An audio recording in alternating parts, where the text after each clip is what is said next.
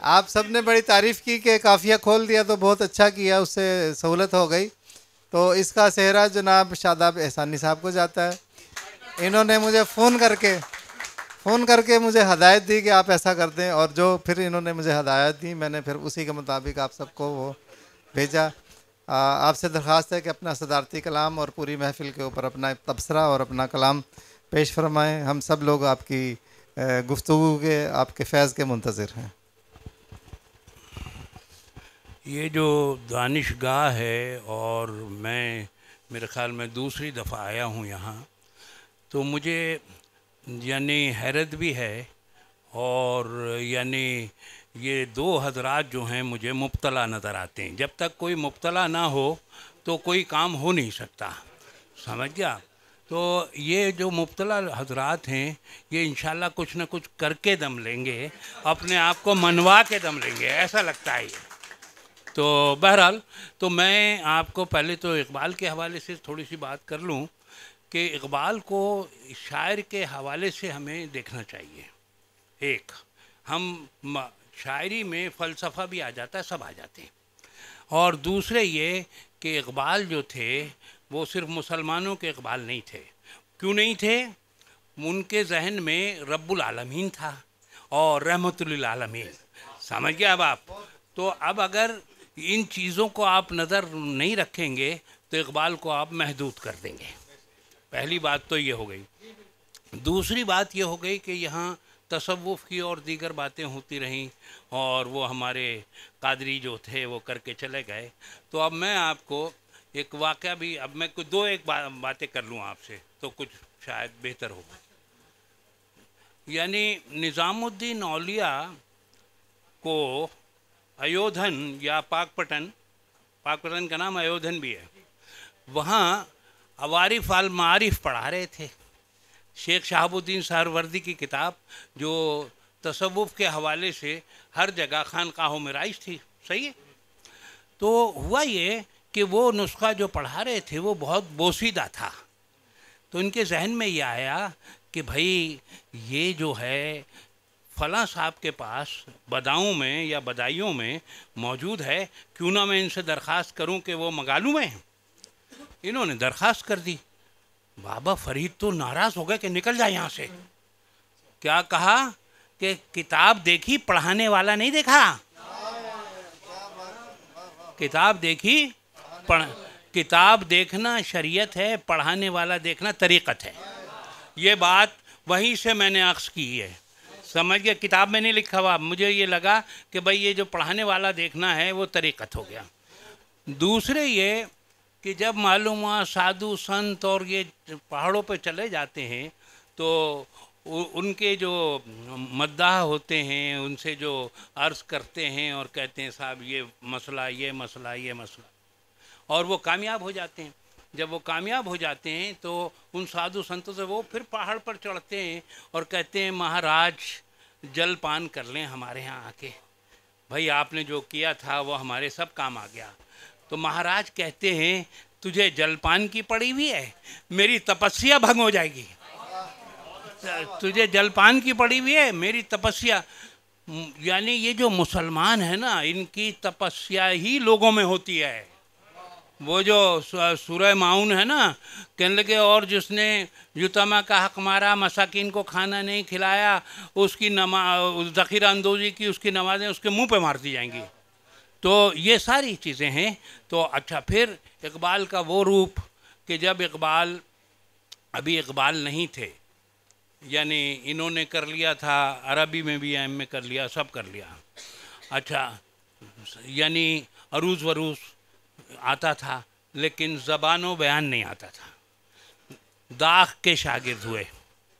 जब दाख के शागिर्द हुए तो वहाँ से इकबाल इकबाल होना शुरू हुए, वरना कतरे जो थे मेरे अरक़ इनफाल के ये लिखते रहते, और यानी वो कोई शायरी में कोई डेप्थ तो होती, लेकिन जब इजहार होता तो डेप्थ होती ना। इजहार के लिए वो ज़बान बयान नहीं थी। यही वजह है कि जब दाग का इंतकाल हुआ तो इकबाल ने जो दाग का मरसिया लिखा, अश्क के दाने ज़मीने शेर में बोता हूँ मैं, अश्क के दाने ज़मीने शेर में बोता हूँ मैं, तू भी रोए खा के दिल्ली दाग को रोता हूँ मैं। तो इकबाल ने जो एतराफ़न इसका भी कसीदा लिखा, इसका यानी गालिब को भी लिखा, सब लिखा, लेकिन इकबाल जब बने, जब वो ज़बानो बयान में पर उनकी दस्तरस हो गई, और बिलाशुबा उन्होंने जिससे इस्तिफ़ादा भी किया, सारा किया। क्योंकि अब इसमें अगर जो सूरह शोरा का जिक्र कर लिया जाए तो ज़्यादा अच्छा है कि इनकी पैरवी मत करो, क्योंकि ये हर वादी और हर घाटी में सर मारते हैं। लेकिन हाँ, जिसने अल्लाह का जिक्र किया। अब अगर शायर जो है हर वादी और हर घाटी में सर नहीं मार रहा है तो शायर नहीं है, समझ? हाँ, नहीं हो ही नहीं सकता ना। और फिर अगर हर वादी हर घाटी में सर मार रहा है, अल्लाह का जिक्र, जैसे मुझसे अंजुम आज़मी ने पूछा कि भाई तुमने ये कहा तो ये जो होमर की ओडिसी और इलियड जो है ये फिर कैसे होगा, वो तो गया। मैंने कहा ये जो नेचर है ना, नेचर का बयान भी जो है उसकी सना है, उसका जिक्र है।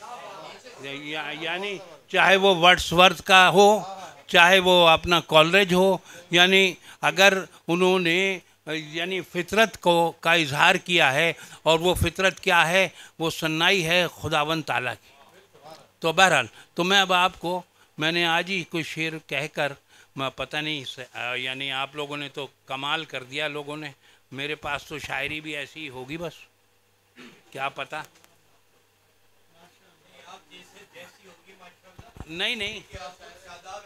नहीं शादाब होना एक अलग बात है।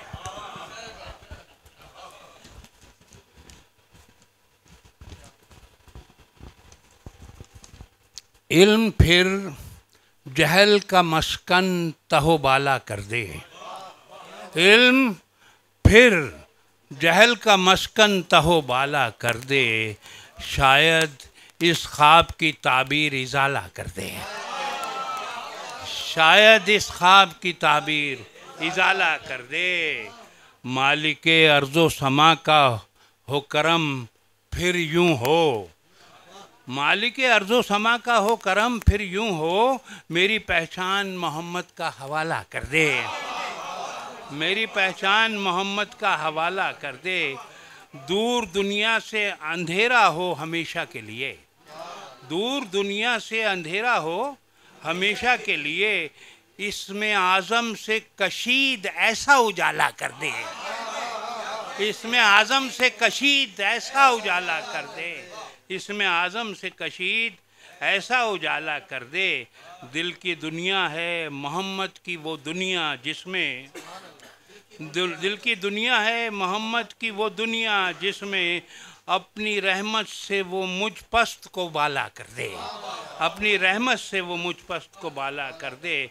मुझको अपने सिवा आता नहीं है कुछ भी नज़र, मुझको अपने सिवा आता नहीं है कुछ भी नज़र, ऐ मोहम्मद के खुदा देखने वाला कर दे, ऐ मोहम्मद के खुदा मुझको अपने सिवा आता नहीं है कुछ भी नज़र, ऐ मोहम्मद के खुदा देखने वाला कर दे। जुल्मते जहल के बढ़ती ही चली जाती है, जुल्मते जहल के बढ़ती ही चली जाती है, ऐ मोहम्मद के खुदा अब तो उजाला कर दे।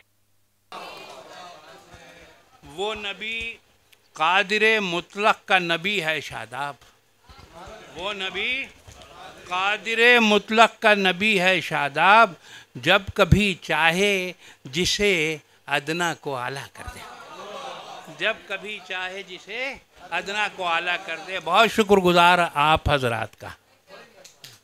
हाँ, जज़ाकल्लाह। बहुत साथ शादाब एहसानी साहब के लिए भरपूर तालियां होनी चाहिए। ये रख लो तुम। जी जी तालियां